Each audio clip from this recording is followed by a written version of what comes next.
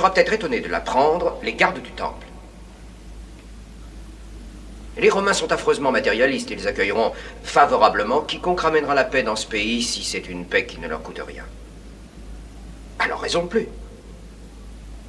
Le Sanhédrin doit proclamer Jésus roi de Juda et dire aux Romains... Quoi?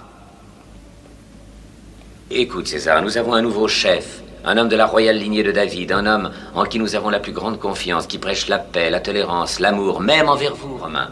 Par conséquent, vous pouvez tranquillement retirer vos troupes. Nous n'en avons plus besoin. Oui, tu as bien exprimé cela. Il faudrait que je sois vraiment persuasif pour que les Romains rappellent leurs troupes et le procurateur. Et je ne parle pas des collecteurs d'impôts. Je vois que tu as l'esprit subtil.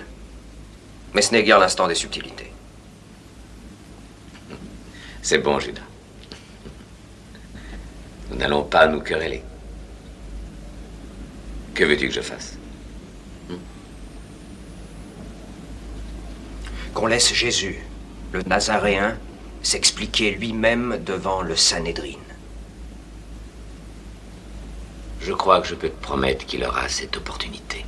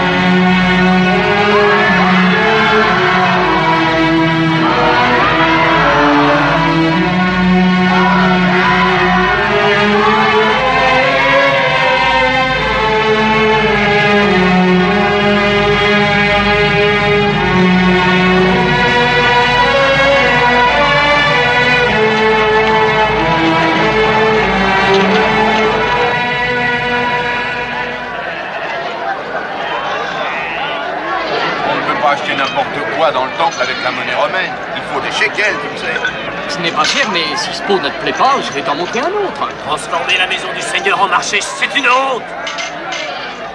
Le marché conclu. Ce sera le même cours chez tous les autres changeurs, mon ami. Ça fait 10 shekels et demi.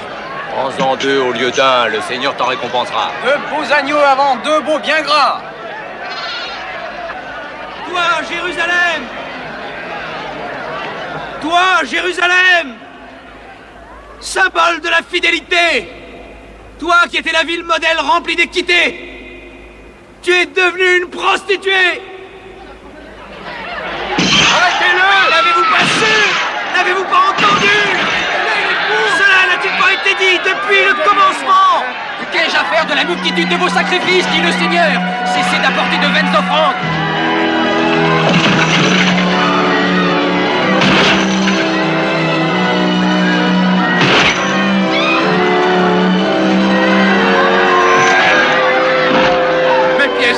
Rendez-moi mes pièces d'or.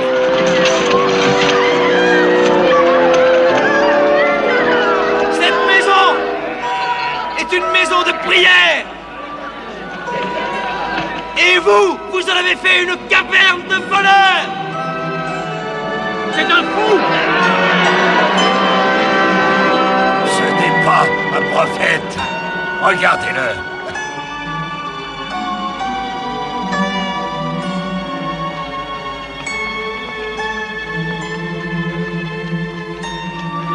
Non!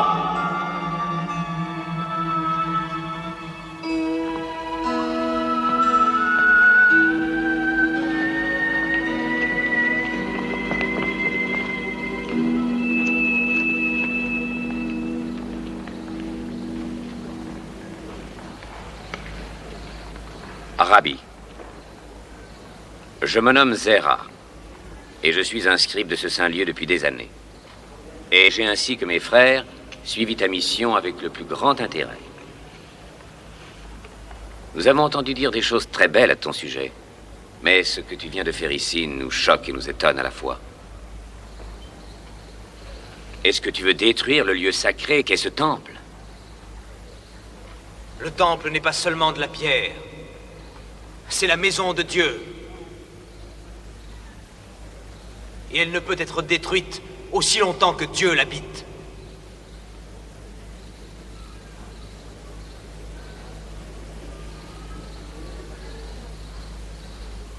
Détruisez ce temple. Et en 3 jours, je le relèverai de ses ruines.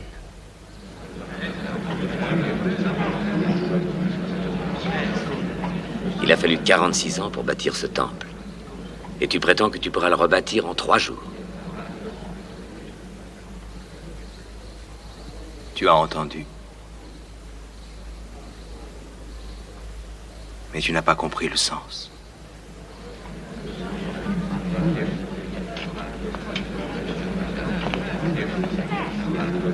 Rabbi, dis-toi que je comprends mieux que tu ne penses.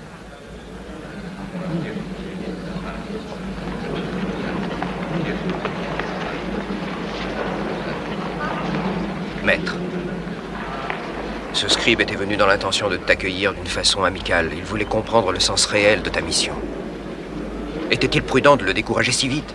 C'est peut-être l'esprit le plus ouvert des membres du Sanhédrin. Ouvre ton cœur, Judas. Non ton esprit. Ouvre tes yeux et ton cœur.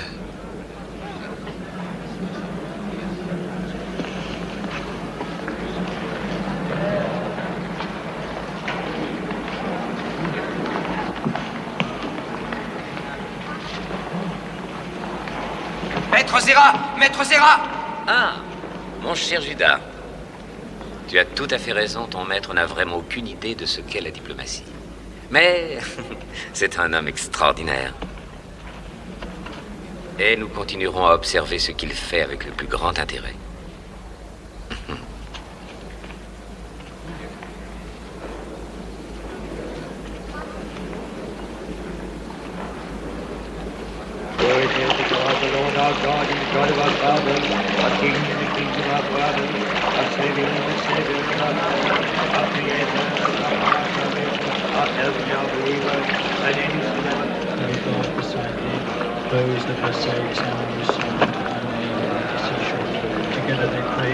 Il est là.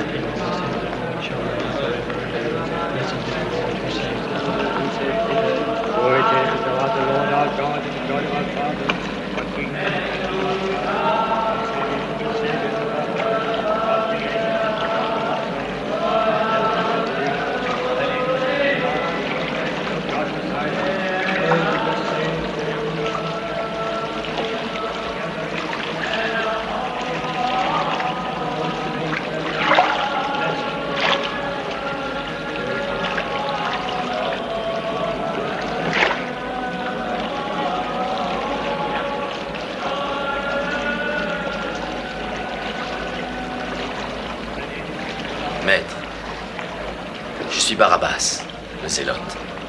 Avant de mourir, le prophète Amos, dans son message, a dit de te faire confiance.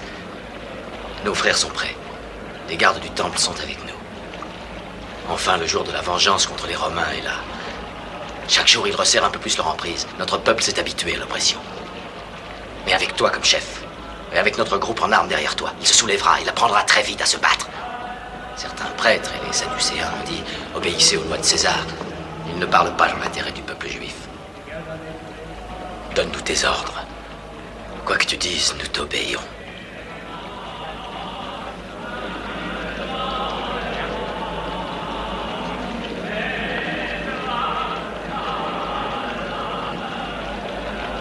Alors aimez vos ennemis. Et priez pour ceux qui vous maltraitent et vous persécutent. Le jour du pardon approche. Pardonnez à Hérode. Pardonnez aux Romains. Pardonnez à tous.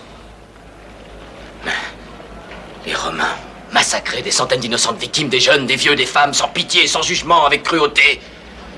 Je suis sûr que toi, même toi, tu ne peux pas pardonner. Nous devons lever l'épée contre l'épée. Tous ceux qui prendront l'épée périront par l'épée à leur tour. Mais il faut que l'on fasse cesser le bruit des pleurs.